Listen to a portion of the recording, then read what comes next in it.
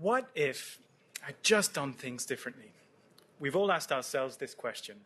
My name is Simon, and these past 6 weeks with easyJet, I've been asking the question, what if?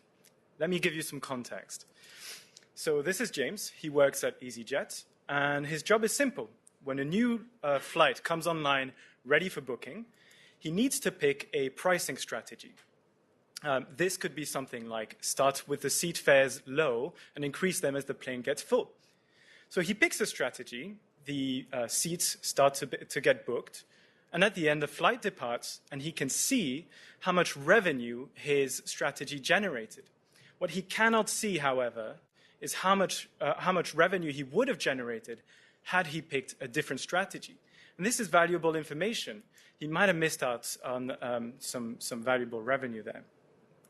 So what makes James's job complicated is that in order to try out different strategies, he needs to wait for actual flights to depart in real time, which is incredibly slow. And also, if he wants to try something new and bold, he stands to lose a lot of money, so it's risky. So what I've done is to create a simulator that can mimic the whole passenger booking process in order to help try out different strategies. So at the heart of this problem is the fact that different passengers have different needs. Typically, a business passenger will have a very different budget or time constraints than a leisure passenger. So the first step for the simulator is to distill what makes each of these passengers tick and create virtual passengers with characteristics that allow them to make realistic decisions.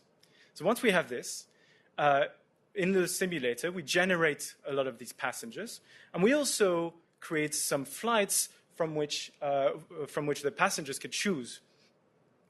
Each flight has its own pricing strategy, and then we go through the simulation day by day, where passengers arrive. They have several flights to choose from, and according to their characteristics, they make a decision. At the end of the process, we can see how much revenue different strategies generated. Can we trust this simulator? The answer is yes. It was able to meet the benchmarks set by people at easyJet. So, we're happy. Let's move on to the second part of the project.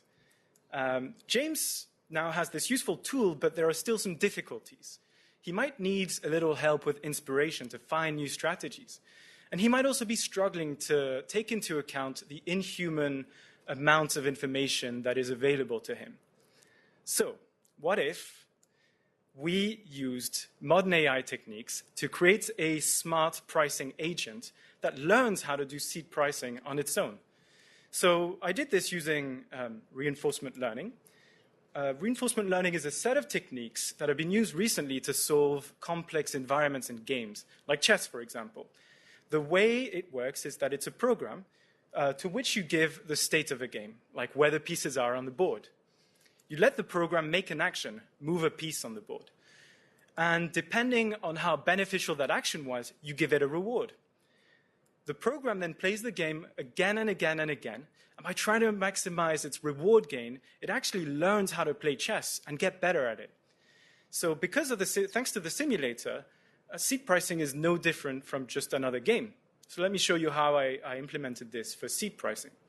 I used not one, but two different agents. This is what's called an actor-critic pair. Each of these agents have their own unique roles, so let's see how it works. The actor, at the start of every single simulated day, looks at the state. That's information about how full the flight might be, how many days remain until departure. He then tries to make the best possible decision. Should I increase the price or should I decrease the price? He doesn't worry about long-term gain. Meanwhile, the critic stands back and observes, takes note of every environment, every state encountered along the way, and every decision made by the actor.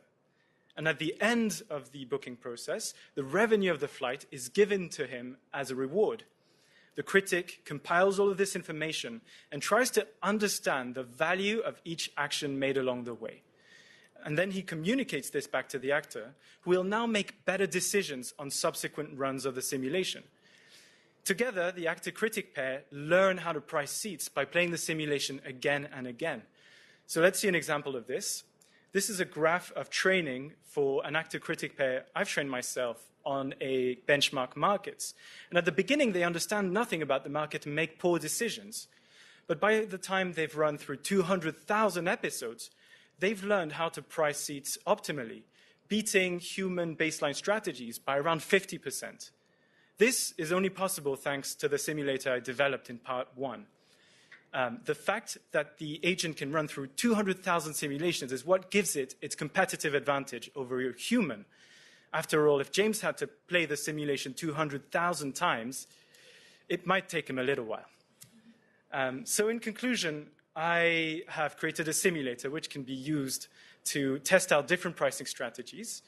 And I've used it in conjunction with reinforcement learning to create smart pricing agents. The markets I've simulated are simplified but realistic.